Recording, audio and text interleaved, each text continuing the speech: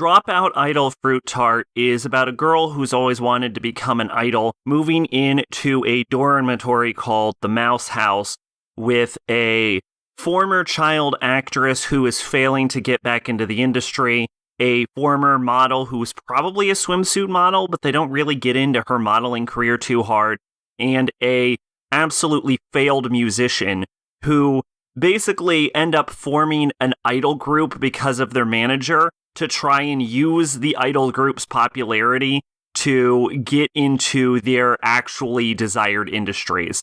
However, managing a group of one person with actual potential and then 3 other failed careers has resulted in the Mouse House having a lot of operating expenses, and it is really hard to keep the dormitory running. So a running theme throughout Fruit Tart is that the idol group needs to make money and needs to become profitable so that the girls just have a house to live in general.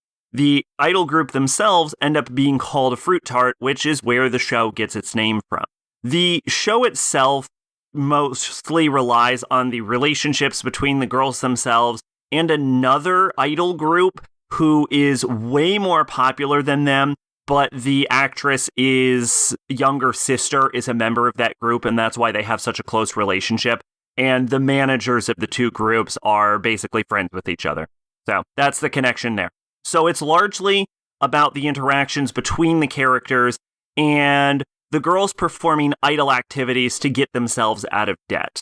The idol to get themselves out of debt plotline was sort of similar to the 3rd season of Agretzko. And I think as far as being an amateur idol goes, I think the very early parts of Agretzko's OTM section probably handles that better. Despite the fact that them being broke comes up often, I feel like we don't really get to see the consequences of that too much.